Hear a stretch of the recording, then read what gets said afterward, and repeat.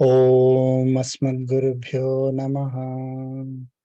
Krishno Rakshata no Jagatraya Guruhu. Krishnam Namasyamyaham. Krishne Namarasyatravo Vinihataha. Krishnaya Tasmai Namaha. Krishna Deva Samuthitam Jagadidam. Krishnasya Dasosmyaham. Krishne Tisthati Sarvametadakhilam. He Krishna Samrakshamam. Narayana. We finished chapter 1. Today is 29th August 2022. Let us go through the lessons learned from chapter 1. Any of you, you can start with the lessons that you learned from chapter 1. May I go, sir? Yeah. Okay. Basically, the first chapter, name itself Vishada Yogam, Arjuna Vishada Yogam. So at the time of this huge war, Arjuna, looking at all his relatives, for the moment the sorrowness that he felt is like, any human being at a weak point in his life or her life, the way the normal human being goes through, so the same way the Arjuna was also felt the same way. Even though he was a human, but birthwise he was a human, but he was great in many ways. Still, at that moment, that weak moment, he got this Vishadam. But what after we completed this chapter, what we learned was, even when you go through the most difficult times in your life, if you believe in Paramatma, he will show you the way. So that is why his Vishadam becomes a means to entire world to cross that the difficult moment. Okay. So when we face Vishada or sorrow, we need to surrender to Paramatma. Yeah. Right? So, and that will reduce our sorrow. We will come out of the sorrow quickly. Right. If I summarized it. Yes. Right? Yes. Okay. Yeah. Well, yeah. You basically you trust somebody like Guru, but Paramatma is like a Jagat Guru. So you know, he's the one we can have trust upon. Okay. I'll come back to that. Yeah. That's good. Any other lessons learned? Varaprasad, this is Sham. I don't know if you can hear me. Yes, I can hear you. Yeah. To me, I think where the lesson starts is where, Duryodhana, hails his elders and, sort of commands them instead of respecting them, sort of, right? So to me, a lesson learned, and all those people he was talking to were very, established, warriors, learned people, his guru, his great grandfather, Bhisma, and all that. And to me, it seems as we have to be, sort of, how we say that, respect for the elders, respect for the, people who have established themselves and all that. So I don't know. I thought that was one of the first sort of lessons that it was over here. That so that was one, I think. Yeah. Can I speak? So, respect I for the learned elders. to be a good listener, because Arjuna was explaining, but Krishna, he didn't speak a word about that time. He was listening to him. Okay. So be a good listener. So, Okay. Yeah, want to be a good listener. First, you have to know what the other person is saying, because sometimes I'll just jump in between the, the communication. But it's better to listen. And Arjun he wanted somebody to listen, because he was very sad to seeing his relatives and everybody, being he didn't want to kill anybody. He didn't want to fight with them. Okay. So that's what I learned. Be a good listener. Okay. Respect for elders. Respect for the elders. Okay. That's good. The other thing that, and it ties up with the first person who said that, means about being sorrowful, about killing people, killing relatives and all that. I think which ties in, and maybe that's implied by the person who spoke first, is at times we are lost. At times we are lost, we really don't know what our, sort of true path should be. And, we are not able to decide. And that's when we surrender to the, to somebody who's more learned than us. And I think that's what she was implying, but I just wanted to make it more explicit, yeah. That's very good. Yes. Yep. Yeah. So we need to approach a well-wisher and express our concerns, issues, whatever we may have, instead of keeping everything to ourselves and suffering. Whenever we are facing a sorrow, we need to approach a well-wisher who is knowledgeable and also who has the capacity to address our question, right? I mean, so approaching well-wisher, we have 3 examples in this lesson. We went through that. So 3 people faced Vishada in this chapter. Who are the 3 people who faced Vishada? Arjuna, Dhritarashtra, And and Duryodhana. Yes. Yep. All 3 of them faced Vishada. And who did they approach when they faced Vishada? Arjuna that is the approached lesson Sri learned. Krishna. Mhm. Duryodhana did not approach a good teacher. He just told his opinion to his gurus and his warrior team. He did not ask for their opinion. He told his opinion to them. Mhm. Yes. Duryodhana kind of talked to Sanjaya, but Dhritarashtra, yeah. Dhritarashtra talked Yep. to Sanjaya, but Mhm.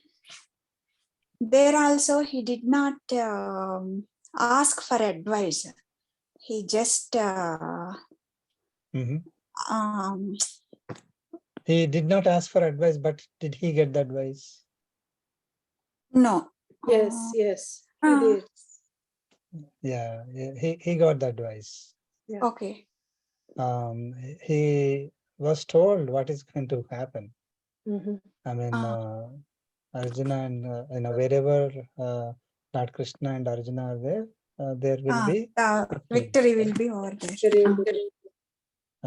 So, I mean, they will be victorious. Pandavas will be victorious, and Kauravas will lose die. the battle. Yeah.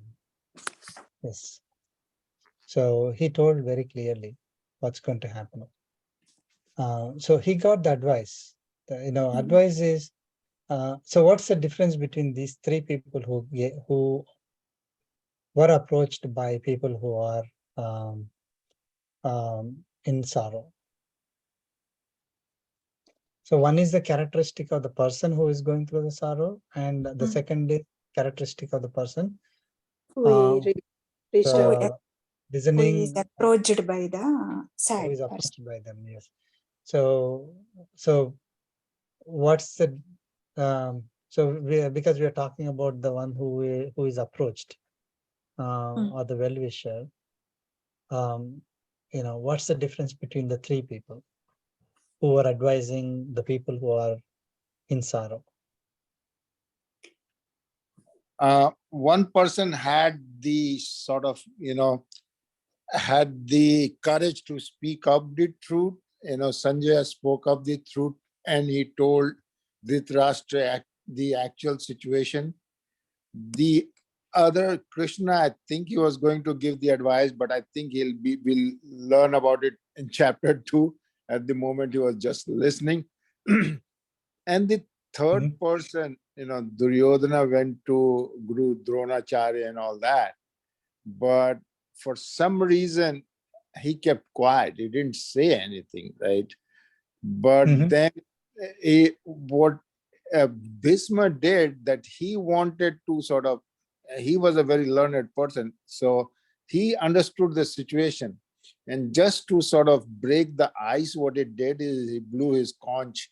And so that, at least Duryodhan gets some sort of a, consolation that, hey, we are here, we are going to fight on your behalf and whatever it is.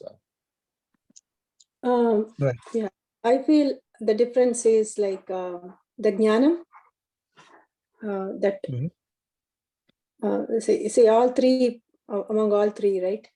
Obviously, Sri Krishna is like Bhagavata Avataram, but the Atma Jnanam and Sthita Prajnata that Krishna has compared to Sanjaya and others, that makes difference. So that is what I feel. And Yes. Sanjaya is good point. kind of a not equivalent to Dhritarashtra. He is below Dhritarashtra, like a kind of in his court working as a minister, something like that, advisor. So maybe Dhritarashtra does not have a very good respect as a teacher or as a guru. He is a king and Sanjaya is kind of a minister kind of thing. So he may not be in a mood to listen or try to respect the advice given by Sanjaya. So right. Yeah, all are good points. You got the lesson really well, all of you. So basically, Dhritarashtra approached Sanjaya. Sanjaya is his servant. Sanjaya is knowledgeable. He knows what is going to happen even. I mean, so he is knowledgeable to the extent that he can give the advice, right? May not be as knowledgeable as Paramatma, to tell the entire Bhagavad Gita, but at least to the extent that he can give the advice. He's knowledgeable, he can advise, but his position is, he's a servant to Dhritarashtra. So when Dhritarashtra approached Sanjaya, he's not in a mood to get any advice from Sanjaya. He is kind of just passively listening. He is tamasic in nature, like he did not really get the message, right?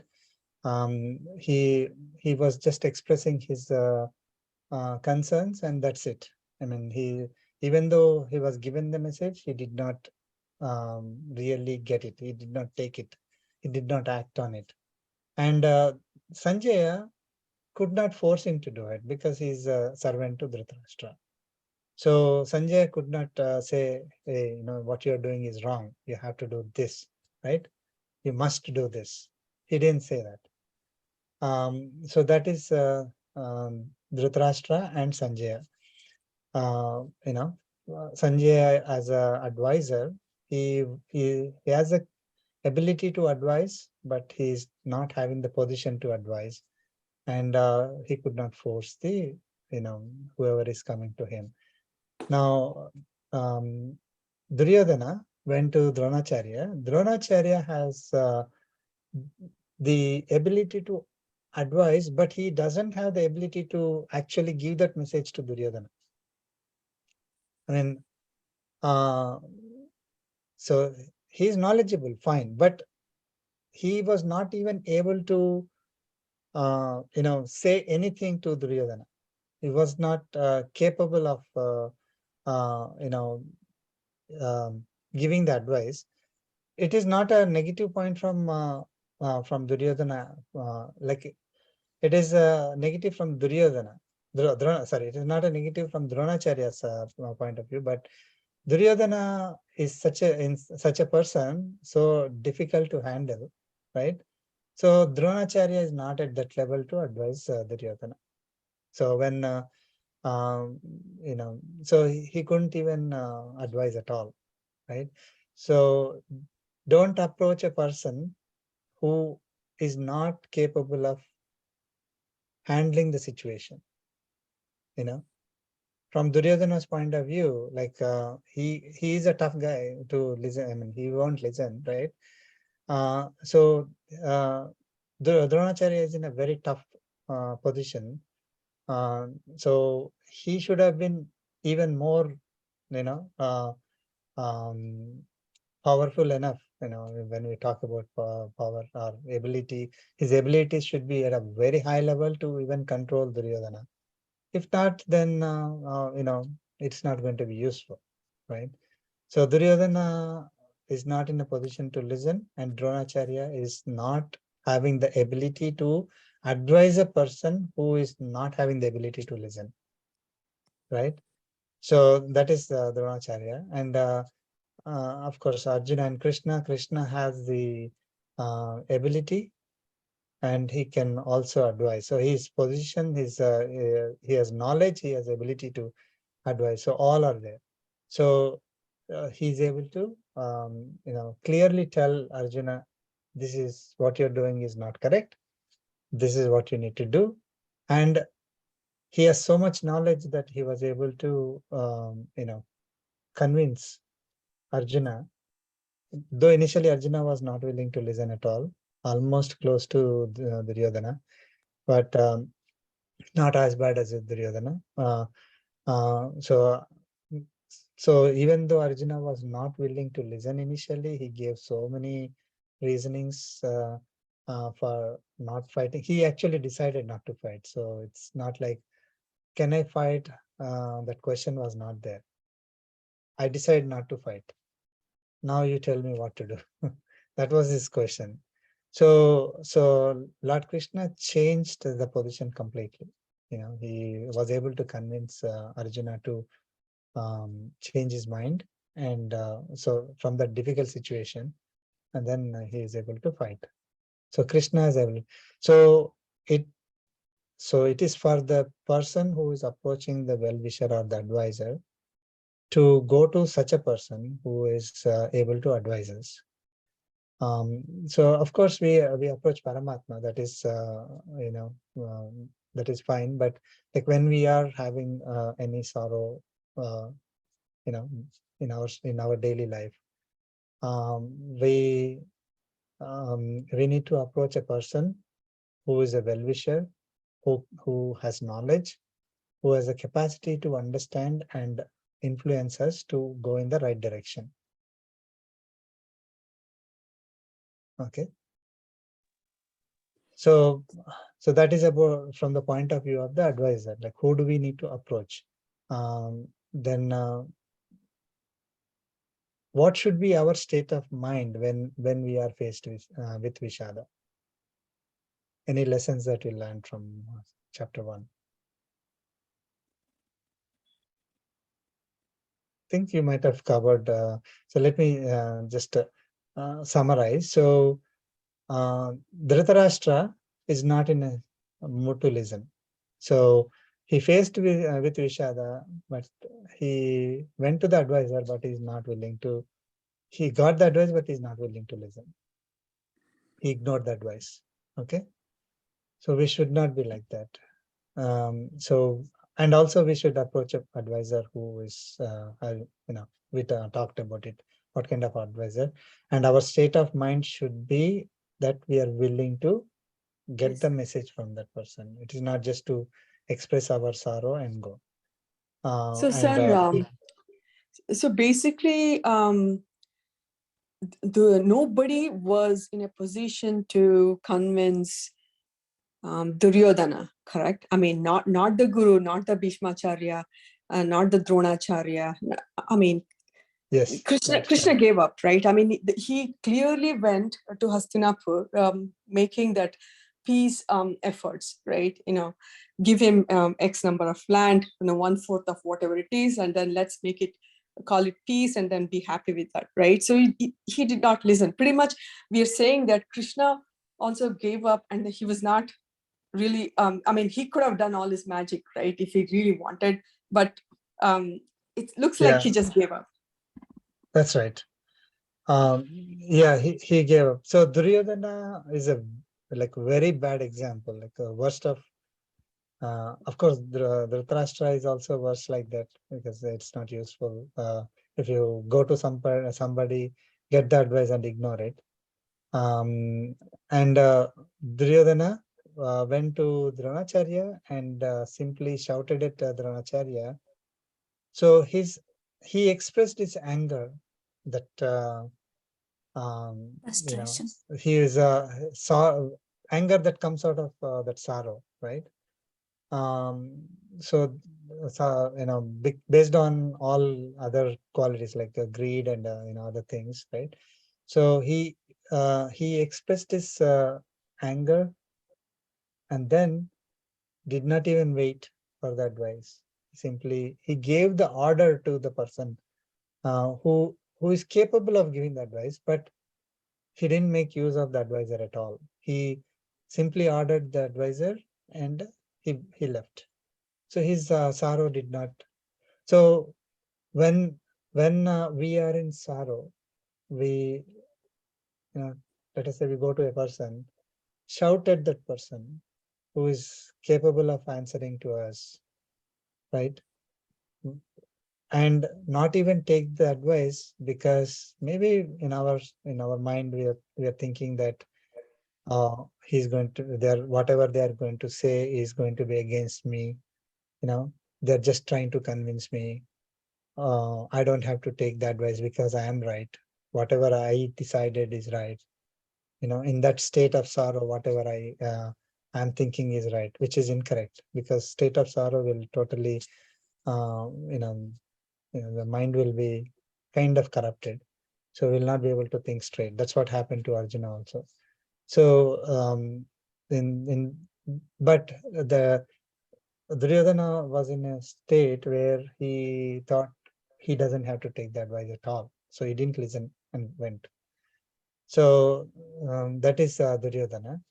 And Arjuna, okay, he approached the right well-wisher or the advisor. So that's the first thing. Second thing is express all your concerns.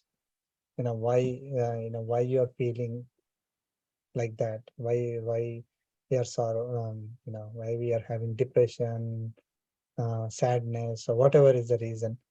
We explain to the well-wisher, and then seek the advice. Seek the advice and get the advice.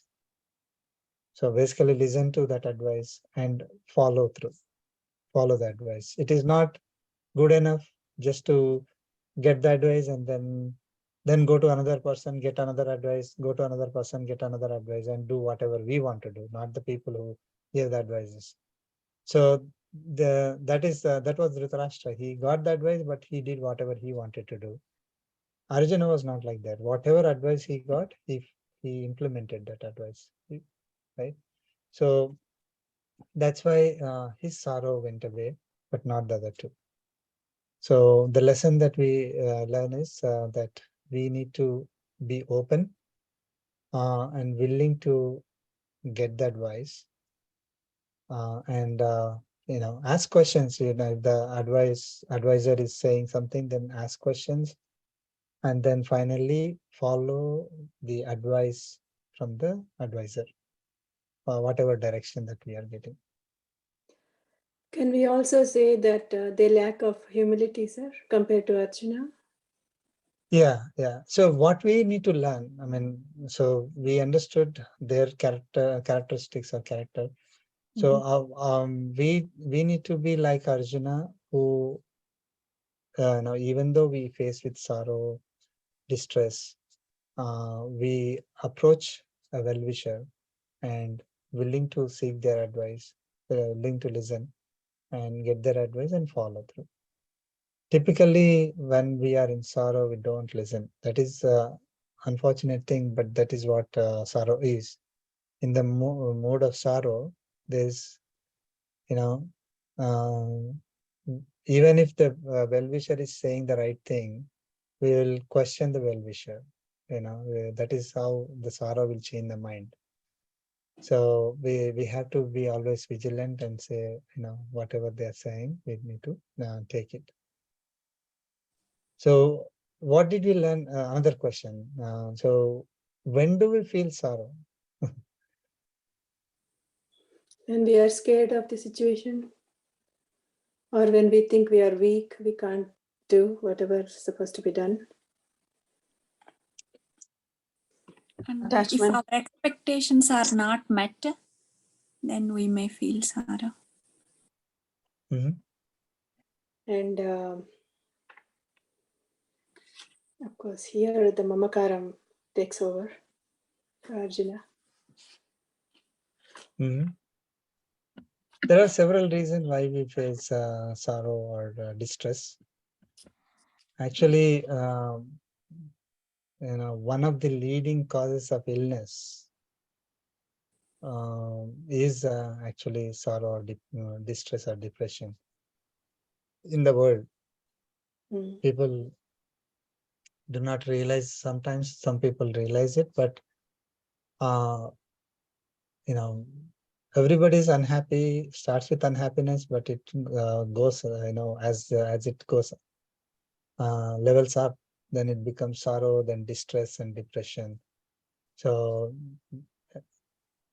everyone is facing this problem, almost everyone.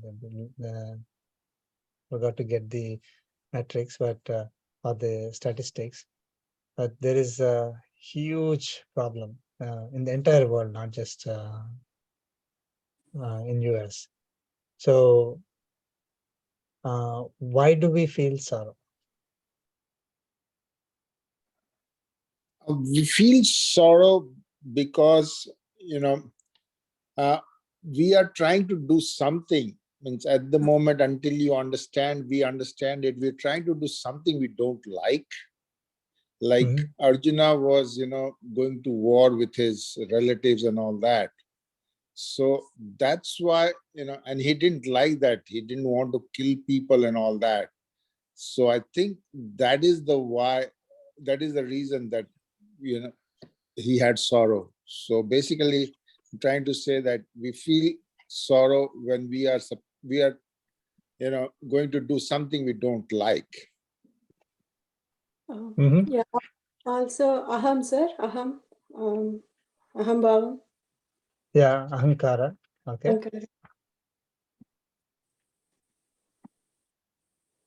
And sorrow is maybe Dhritarashtra's sorrow was because of greed, right?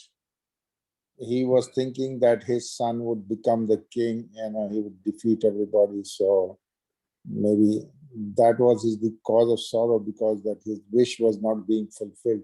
So I guess in all the three cases, it's like, your wish not being fulfilled, or you're supposed to be doing something, that you don't want to do. And that's why you have sorrow, So basically, we set an expectation, and when we are, that expectation is not met, is what you're saying. So expectation, another term is desire, right? But we simply, there's a difference between expectation and desire in such, typically say, I want a car, I want house, I want to go on vacation. That is like, we said desire, but expectations are very, very, like, every moment we have expectations, we create expectations. Somebody should do something for us, right? Or we have to do something. So there is always an expectation, and whenever that expectation is not met, it immediately turns into anger, right? And slowly it will turn into sorrow. So expectation, anger, and sorrow go, side by side. So when expectations are not met, or when desires are not met, we get sorrow.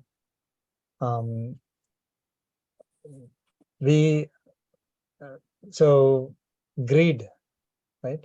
When we are facing sorrow, one of the reasons could be that greed. Like greed was the reason why Dhritarashtra and Duryodhana,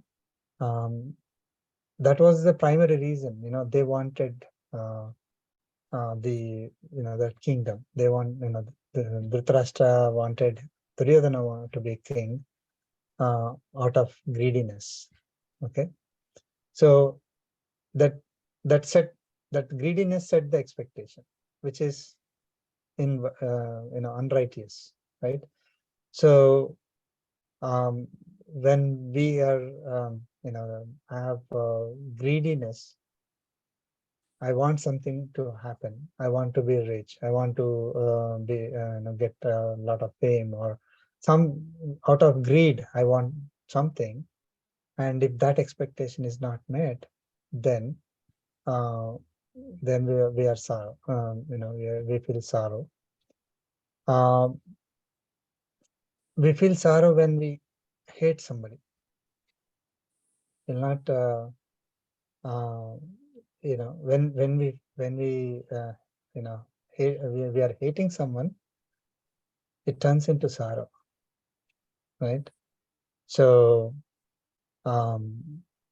Duryodhana is another example. He hated Pandavas so much, it turned into sorrow for him. Whenever he wanted to hurt Pandavas, he wanted to harm Pandavas, and his mind is agitated.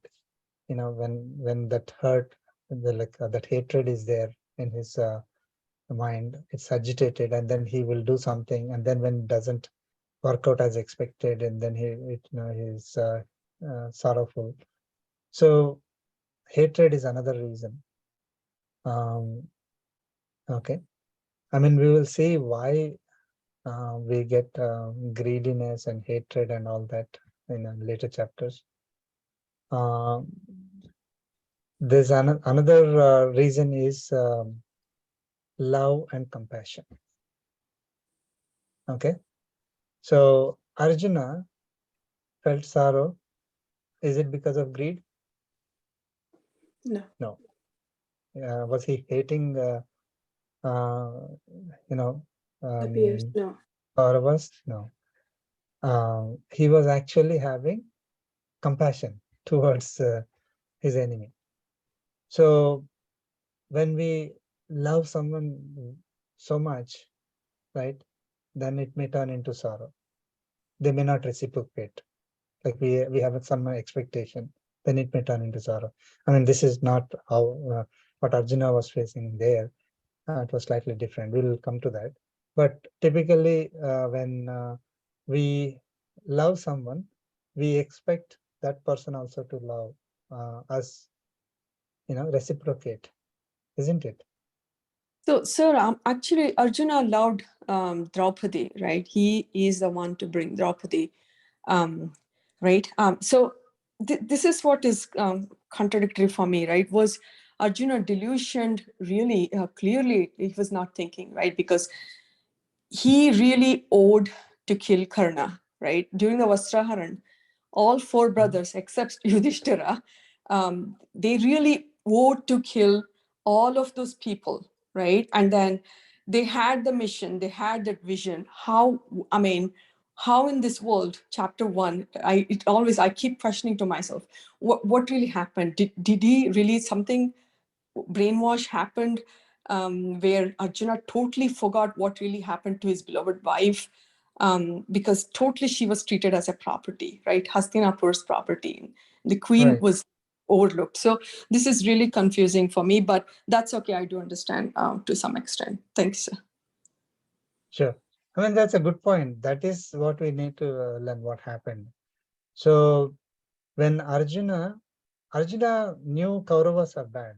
He even said Atatayana. Right? So and he prepared for this war for a long time, right? But when the moment came, then he said, "Oh, these are my people. My own friends, my own cousins, my own relatives, my own grandfather, my own guru." So that basically, oh, I'm killing my own people. That came up for So him. basically, revenge at what cost? That's what Yeah. I think. That was his confusion, right? Yeah, he was okay. If he had to kill one person, that's fine. But this war was like you had to kill so many people, I guess. So I don't know. That's what he got sad about. Right. So he did not want to hurt his people, and he did not want to live after hurting these people. Like, when someone close is there, the person does something really bad. Okay, we will treat that person in a different way compared to someone who we don't know, isn't it? Like the partiality bias will come. If this person I have no relationship with, that person does let's say crime. Another person is a relative or son or daughter or a close relative. Then we will not have the same kind of reaction towards the same crime. We will have compassion.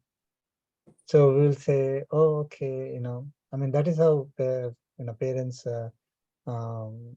they accept any mistakes that children make, right, out of love.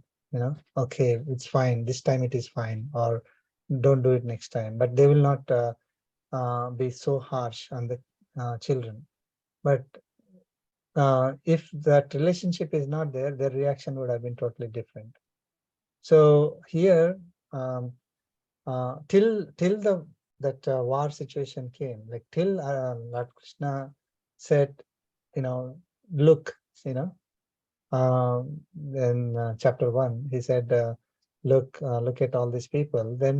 Then his mind suddenly changed. Arjuna started seeing them as his relatives, as friends, family.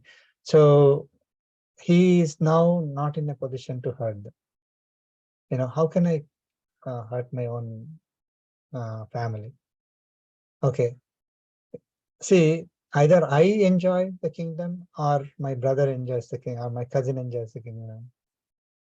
It's fine, right? So that is the love, out of compassion towards his fellow relatives.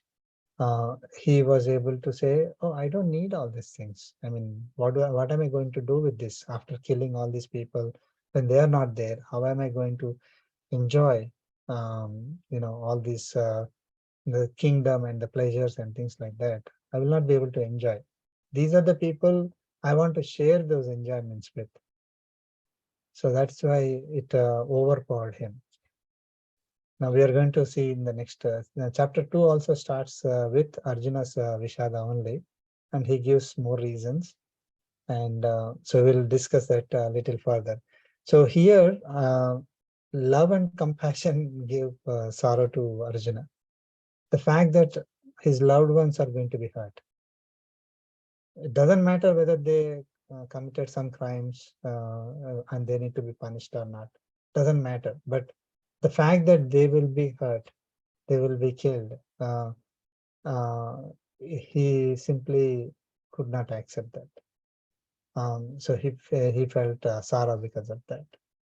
And also, if I'm going to hurt my own family, my own relatives, then I will get the sin of hurting them. Okay, so that is typically you can't do that, right? So he thought, okay, I'm going to get commit sin if I hurt these people. So there are several reasons why we feel sorrow, but can sorrow be avoided for anyone?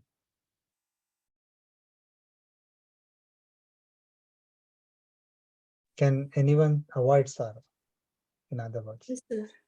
I don't think so. Only learned people can avoid sorrow. Regular people cannot. I yeah. think nobody So can I mean, avoid sorrow. there is so it's a tricky question. Somebody gets hurt, or someone like sorrow doesn't mean that you have to sit down and cry, right? I mean that feeling of sadness I'm talking about.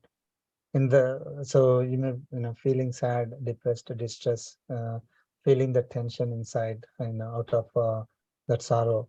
So it cannot be avoided, right? Uh, because we are working in an environment which is not always been good for us.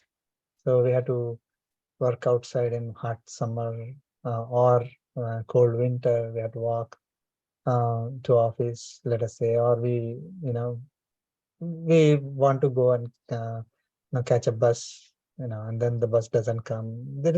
And then something happens. So or in the, it's not that the most important thing is that we all are human beings, and no one is going to live forever, right?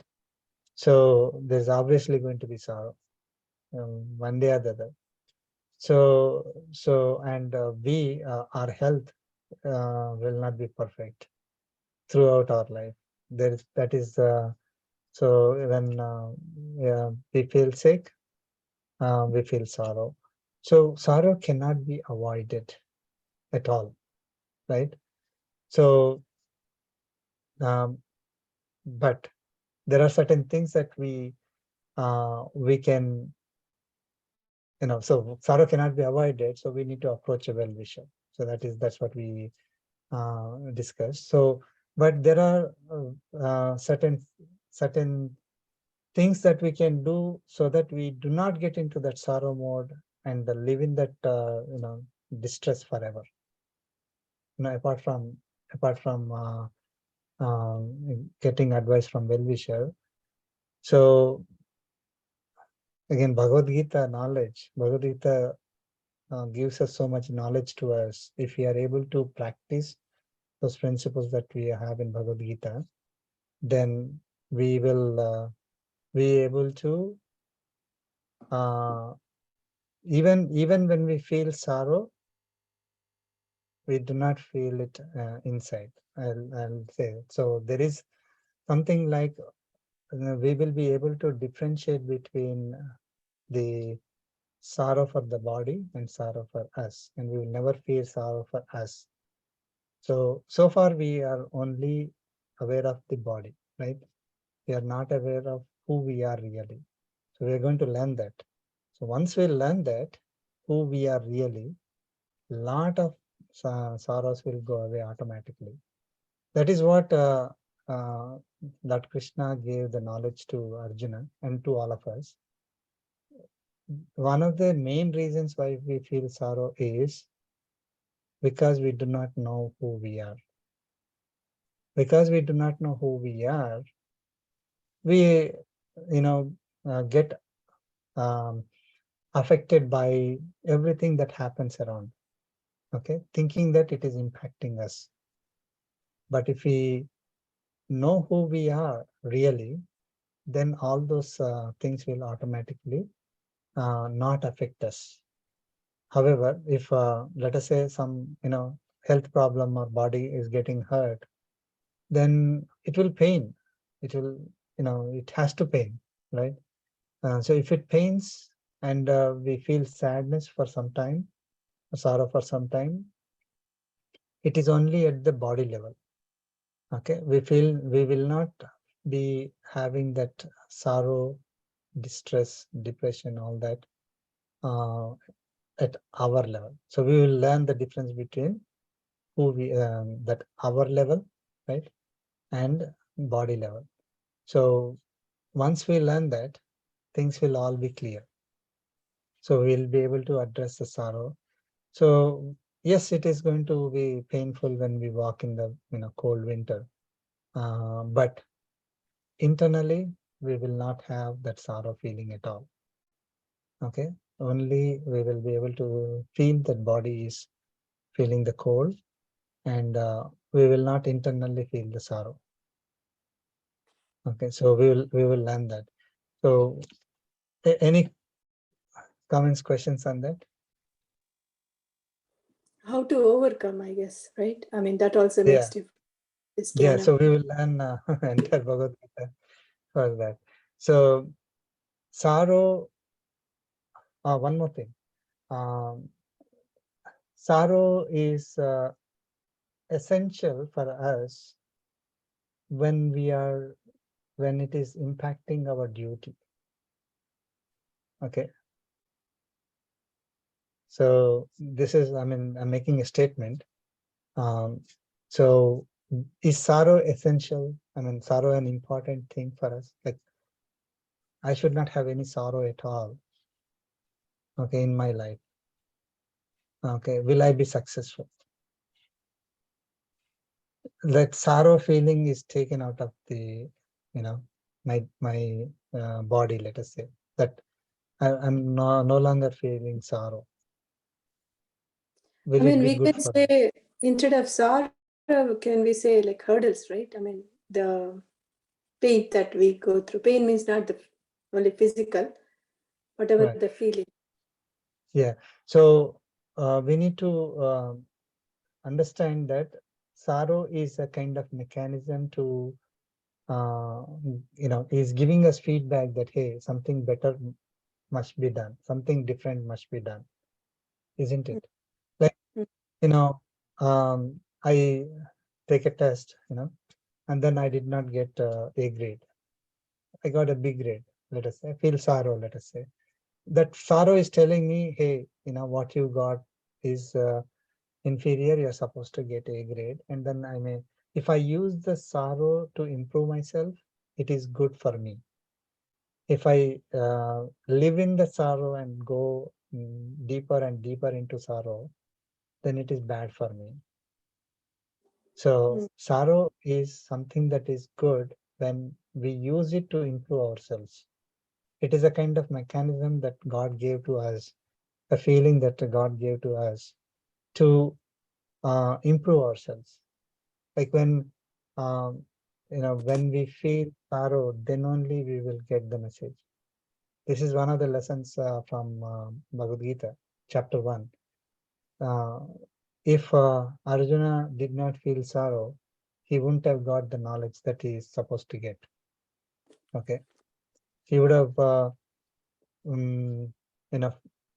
he would fight with hatred, thinking that I am fighting. This result is for me. I am the reason why I'm getting the result. All these things. If he was fighting with that intention, then he will be acquiring more and more karmic bondage. We will learn more on that, but only when we are having sorrow. When a kid who takes a test and fails and feels the sorrow, then the kid will try to improve. The kid fails and then says, "Oh, I'm so happy," and then there won't be any improvement at all, right? So sorrow is a mechanism for us to improve ourselves. When we feel sorrow, we understand. Uh, in a physical, materialistic world, we try to improve with, in the materialistic sense. But certain situations that happen in our life, that sorrow will lead us towards for us to get the right knowledge, right? Like Bhagavad Gita. So if we don't feel like we have a lot of money, we are enjoying, and everything is working out well for me, then why would I try to learn something that is talking about Atma, Paramatma, and all this stuff, right? So I will never face any problem in my life. I will not have any unhappiness because I have so much money and all that. And with that, what happens is we think that, oh, we will live forever and we'll have health forever and all that. That is how they start thinking. So then they will not try to understand who we are really and why we are here and all that. Only when a person is faced with uh, a situation which gives them sorrow and tries to understand why am I here? Why is this happening to me?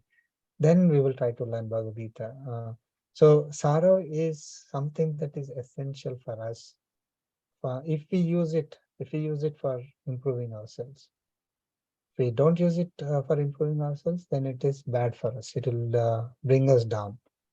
But if we don't have sorrows at all in life, then we will not be in a position to improve. Of course, there are enlightened yogis who, and again we'll learn in Bhagavad Gita, when they are in a very high levels of enlightenment, they don't need sorrows at all. They will continue in their path, going upwards. But for regular people, sorrow is good in a way. But sorrows uh, which are preventing us from doing the duties, not the sorrows which are related to desires and expectations. So if my duty is to study well and get a good grade, and I'm not able to get it, then I feel sorrow, use it for improvement. That's good. Okay. But if I have a desire to get a car, or something, about materialistic pleasures, and that desire is not met, I feel sorrow, then it is not good at all. Okay, so related to duty, one feels sorrow. So here Arjuna was feeling sorrow related to his duty. So it was helpful for him. Of course, Lord Krishna gave the message of Bhagavad Gita and advised him what to do. And he was able to use that advice, implement that advice. So he improved himself. He went further in doing the duty, right? So, But sir, sorry to interrupt you. But only Arjuna's Vishadam becomes a means, right? Not like others. So if I'm asked, like, just quote one point where, why Arjuna's Vishadam becomes a mean, whereas Duryodhana's not. I know the difference, I mean, the characters of both people, but otherwise, what should I say that why Arjuna's Vishadam become means? yeah, I mean, Arjuna's Vishada is the means because he approached the advisor, right advisor, got the advice, and he was able to follow on it. He was able to implement that advice. It was his sorrow is based on like it was preventing him from doing the duty, or it was affecting his duty, and he was able to fix it. Getting the advice, and he was able to do the duty. Okay, Okay. so that's a means for going successful. Like if someone uh, let us say someone wants to hurt somebody, and then not able to hurt, and then they were feeling sorrow, and he gets advice, and then finally goes and implements that advice and hurts the other person. That's not useful. I mean, that is not the sorrow that we need to. It's not a means for that person's success, right? So he is successful in doing that, but he's going to go down further because he's hurting another person unnecessarily. Let us say it was not his duty. So a sorrow that is big, feeling the sorrow because it related to the duty and Okay. get the advice, remove the sorrow, and able to do the duty. So we are able to improve and go in the right direction in performing our duty. So that sorrow becomes a means for our success. Okay. Not Yeah. every sorrow is a means for success. You feel sorrow, for materialistic pleasures, Yeah. doesn't become means for success. Yes, clear. Thanks. Sure. So then one more thing is Yamunacharya. Yamunacharya is the Acharya or Guru of Bhagavad Ramanujadasa. So Yamunacharya, about 1,000 years ago, he gave a summary of Bhagavad Gita in a few slokas. Okay, very few slokas. We'll go through that when time permits. So it is called Gita Sangraha. So in that, for every chapter, he gave a summary, one sloka summary for every chapter. He also gave summary, one sloka summary for each shatkam in Bhagavad Gita. That is first 6 chapters, next 6 chapters, and 13 to 18, the third 6 chapters. He gave one sloka each. So like that, he summarized the salient points in each chapter and each shatkam, and also, of course, the entire Bhagavad Gita he summarized, and he defined what is Bhakti Yoga. And so very short summary. That's why it is called Sangraha of Bhagavad Gita. So for chapter 1, he said, I will chant. Asthana sneha karunya dharma dharma dhiya kulam Partham prapannamuddisya sastravatarana krutam. So when so there are 47 slokas in chapter 1. He gave the summary gist of all the 47 slokas in this one sloka. And of course, it is, as I said, like chapter 2 starts with a different level of Vishada for Arjuna. For the first 11 slokas of chapter 2 also is a kind of extension or continuation of Arjuna Vishada, and now Krishna starts speaking in chapter 2. So first chapter and the first 11 slokas of second chapter is defining what's happening here. Like so, he said, Asthana Sneha Karunya. So Asthana is misplaced, Asthana, Sneha, Karunya. There are 2 words, Sneha and Karunya.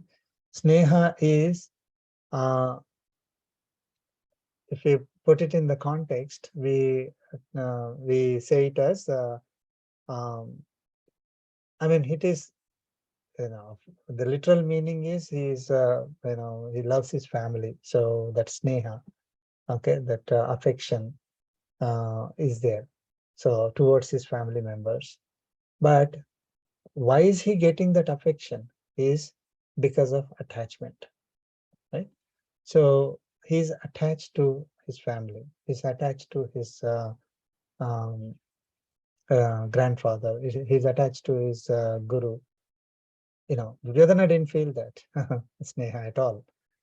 He was having hatred, even though the same relationship they have. Mutual relationship is same. But Duryodhana didn't have that. But why is Arjuna having that sneha, that is his attachment? He loves them so much. Okay, when we love somebody so much, we are attached to it, right? So asthana sneham, so that is misplaced attachment, and asthana karunya. Karunya means compassion. Okay, So, or mercy.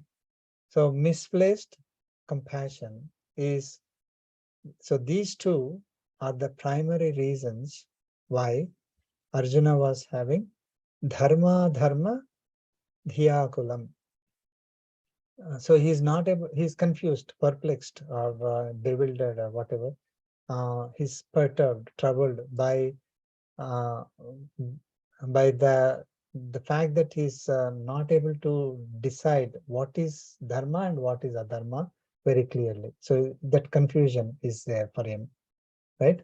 So due to the misplaced attachment, or love and affection, and misplaced compassion, the Arjuna was not able to determine what is dharma and what is adharma clearly. He was thinking dharma as adharma and adharma as dharma. Okay, so far clear? So that is the very high level gist of this entire Arjuna Vishada. So when something is misplaced, so when I said love and compassion also can cause sorrow, love and compassion by itself will not cause sorrow. Love and compassion, when it is misplaced love and compassion, it is not the right place. So Arjuna was supposed to do his duty.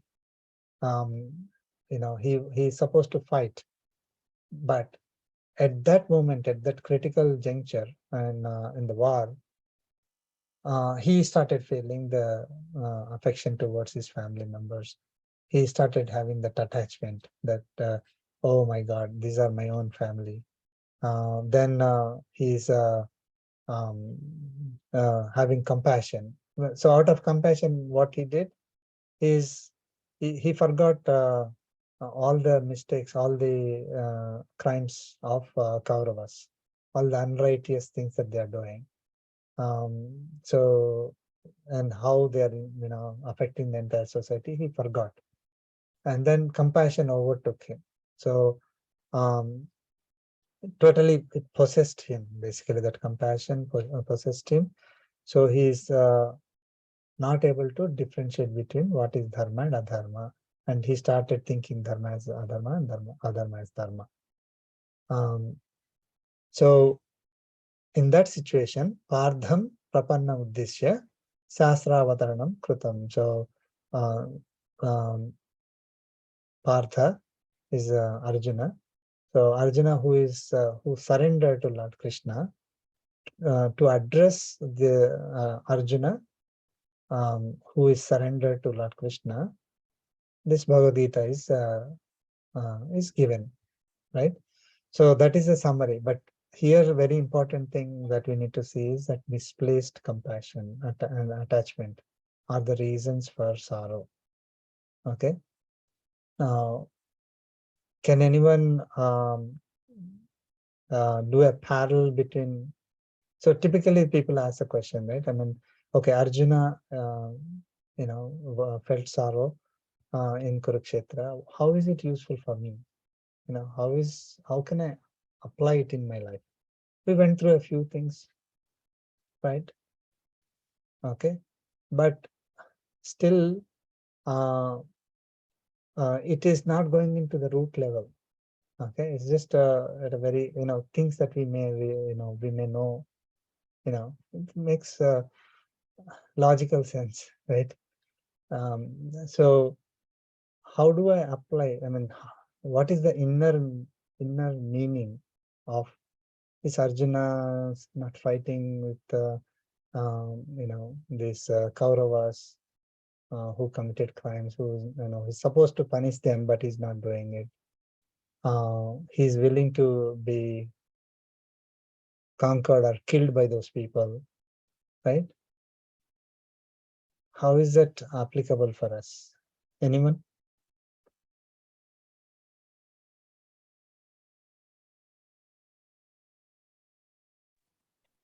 He's also like he acted like a normal human being, right? That's what every day in day-to-day life we go through many things like that.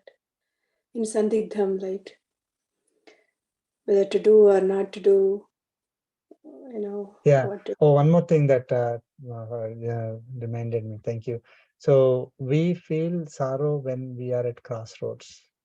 Again, with Sri Swamiji's, again, Swamiji's blessings, we are getting this knowledge, and we don't see that very clearly when we just read the Bhagavad Gita. But with Swamiji's guidance, we get that. So crossroads, like whenever we have multiple options and we're not able to decide what path to choose, we don't know which one will give us the right result. So then we feel sorrow. This is typical. And when we let us say there are three paths for us in front of us, we take one path, and that path did not, maybe it was okay, but we may still feel sorrow. Oh, I should have taken the other one or this one. I mean, literally, when we are driving on the road, also we face these kind of things. Like we take a road, and suddenly, after some time, we start getting into traffic. We think, oh, we should have taken the other route. But that is a literal sense. But usually in our life, we take so many decisions. When every time we may have multiple options, and then when we face with that, and we're not able to decide, we feel sorrow. So yeah, Arjuna had the same thing. So he was at crossroads. Should I fight or not fight? And he had reasons for fighting. He knows, of course, that they were, bad people, committed crimes and all that. And there are so many reasons he came up with not to fight. And then finally he decided not to fight. So, but still it was confusing. So that's why he was feeling sad whether to, like he could not run away. That's a good thing. At least that's what he did. He surrendered to Lord Krishna and got that advice. So crossroads is another reason why we would feel sorrow. Now, let us apply this knowledge. Now, of course, we haven't learned about Atma, Paramatma, Prakriti. Our body is part of Prakriti. We haven't learned that. We are going to learn. But let me just, this is a secret, behind. Of course, it is not directly in the Bhagavad Gita, but this is an inner secret that is hidden. So Arjuna, imagine Arjuna is Atma. Okay. And Kauravas are body and Prakriti. Okay. Arjuna is Atma, Kauravas, body and Prakriti. I mean, body is together, body is part of Prakriti. So body is made of elements of nature. We will go through that. So that is Kauravas. And we have Paramatma, Lord Krishna. Now, Arjuna is, he has to fight with Kauravas. Okay, Kauravas did something, and then he has to fight. If he doesn't fight, they will overpower, conquer Arjuna, right? So doing Arjuna fighting with them is kind of punishing. You can say that Arjuna is punishing the Kauravas, right? When we apply to ourselves, right?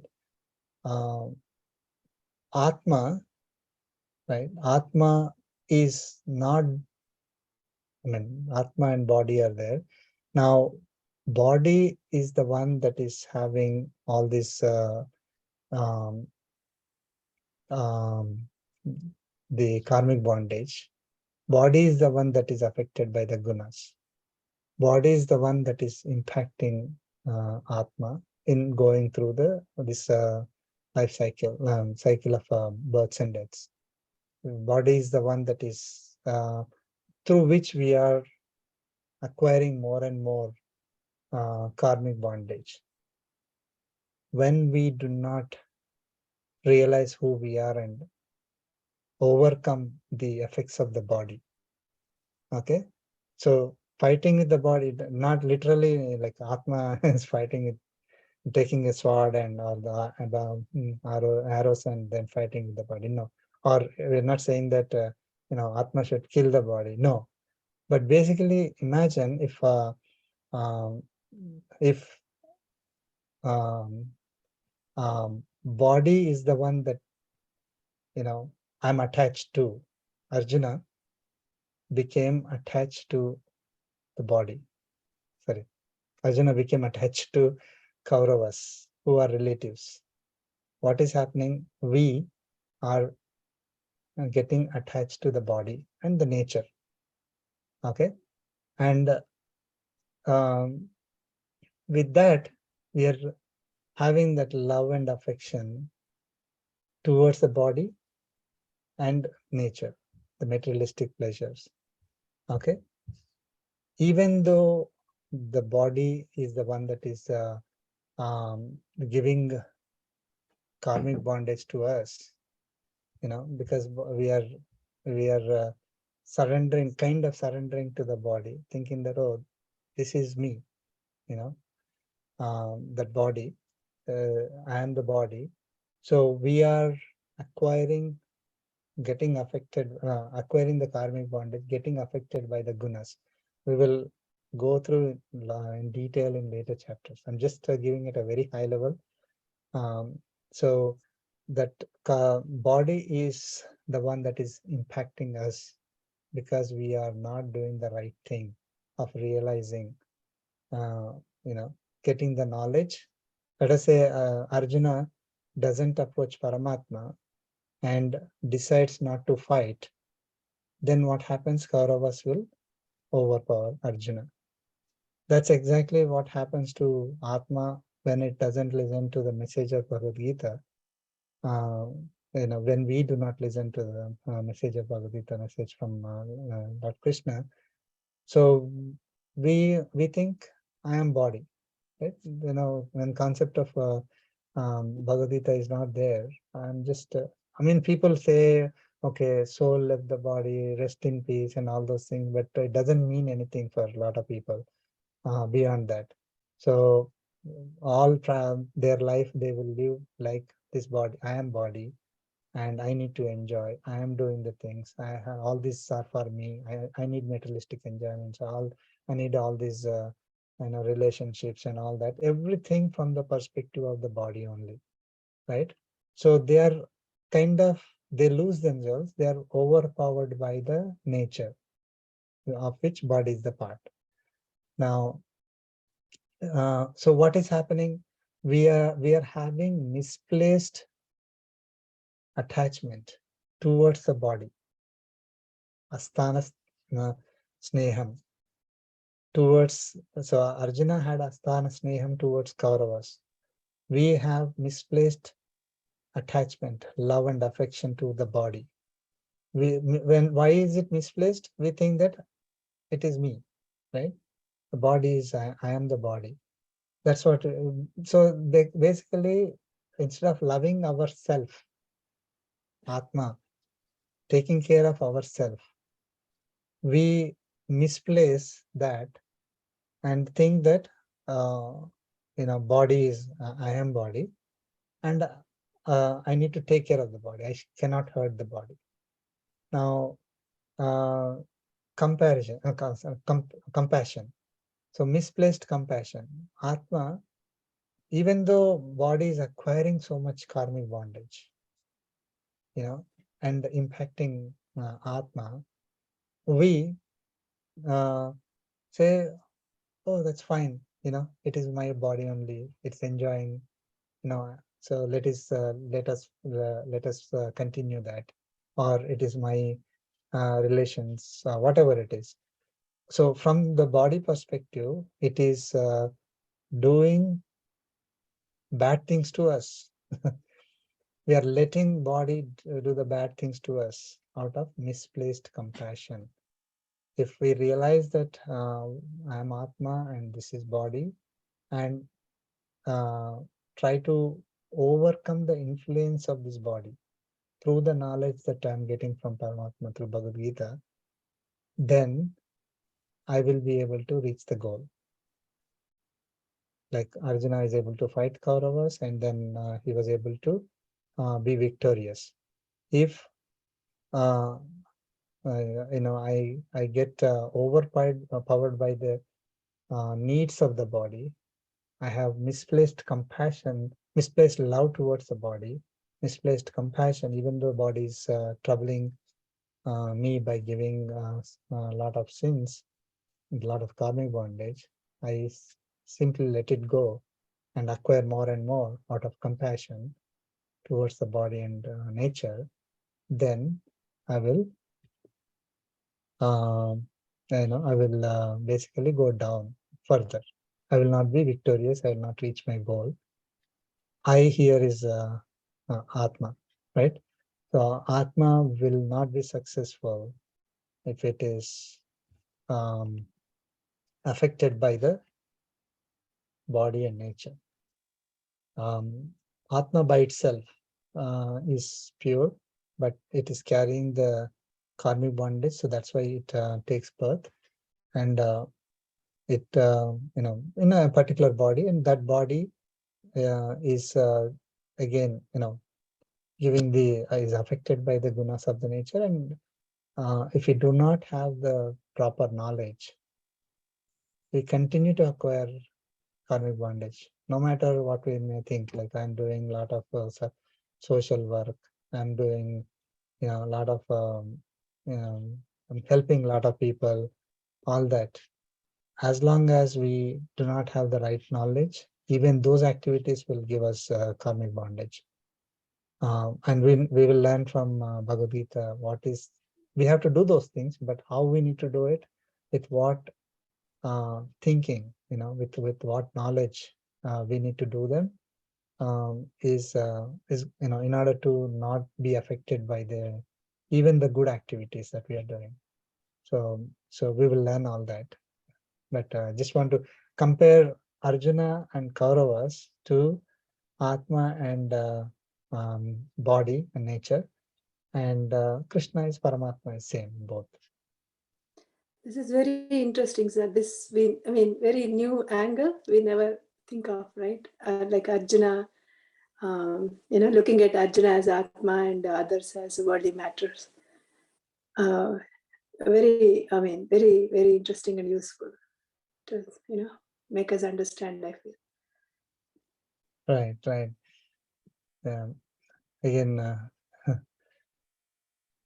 We never think Swamiji of like saying, that. At least I never thought of like that, right? Arjuna as Atma, and that's very interesting. it is not direct. I there know, may be, yeah. of course, we try to really see, okay, Arjuna felt like this, will Atma feel like that? Mhm. Not at that Yeah. level, but higher level. See, whenever we compare, right, we cannot compare everything 100%, but the Yeah. pattern, and Right. we can see. So from that, uh, um, how Arjuna is feeling towards Kauravas. Do I feel like that towards my body and my materialistic things? World, yeah. How Arjuna is attached to uh, Kauravas? How am I attached to, again, this body and materialistic things? Okay. Uh, um, how Arjuna was getting affected by that and not able to determine what is right and wrong. Am I getting attached to body and materialistic pleasures, and I'm not able to determine what is right and wrong? Arjuna is, out of compassion, willing to do whatever the body, whatever the Kauravas want, right? Finally, he decided, okay, let the Kauravas come and kill me. I'm okay with it. Am I surrendering to body and nature and then doing whatever it wants me to do? and am I approaching the right, am I doing the right thing, right? I mean, will I be affected by it? I'm obviously will be affected. That's what we will learn. So am I getting, so Arjuna is having that sorrow, right? Because he has, on one side, he has to do this, and on the other side, he's getting attracted by this misplaced compassion and attachment. So he's getting pulled in two directions. Well, Atma, I think maybe, again, this is difficult, but some people say my consciousness won't allow me to do such things, right? Mm. So, but so they don't want to do it, but they want to do it. Like, let's say they want to, they do not want to, do corruption, but they want money because they need to enjoy, right? Or they need money for something else. So my consciousness will not allow me to be corrupt, but sometimes I will be, I'll not do that. I will be right, and sometimes I get pulled into doing, the wrong thing. So there is a clash between what is the right thing and what is not right, righteousness and unrighteousness. So there is a clash. Even the person who doesn't know anything about Atma also, right? Something in us internally will tell us that, hey, you're doing something wrong. But if, so that's what happened to Arjuna. So he wanted to fight till that moment. So he knows that's the right thing to do because they are the criminals. But at the same time, he has so much love and affection and compassion towards these people. So he wants to forgive them. And then okay with, he will be happy even if they enjoy. So Atma will think, oh, I'll be happy even if the body enjoys, right?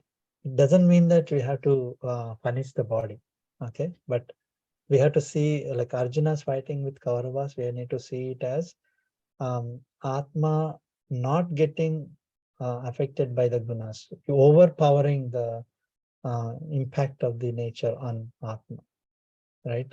Because the body by itself, it carries so much baggage, and it is getting affected by the nature. So no matter however we think internally, like we are always affected by the nature.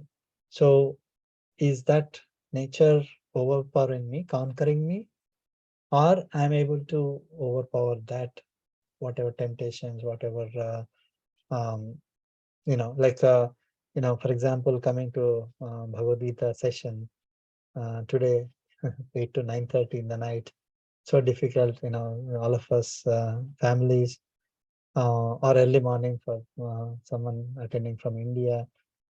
There are so many other options to do for the body to enjoy, right? So if we, like there's something inside us that is, it is letting the body, okay, go and enjoy, and don't come and get the Bhagavad Gita knowledge. Then it is like letting Kauravas take over Arjuna. They will kill Arjuna, right? So like that, when we do not overcome the materialistic attachments and all that, so we'll learn all that. So then what happens is they will come and conquer and take over the Atma in a way, like, so they will, and the Atma will suffer. And just like Arjuna will probably will suffer, Atma will suffer by getting karmic bondage. Not like Atma will not be killed. We'll learn all this. We will, learn all that in second chapter. Nothing happens to Atma like, Arjuna getting killed. Atma doesn't get killed, but it is affected by the karmic bondage. We'll have to go through so much, so many more millions of lives due to this effect of the gunas and Atma.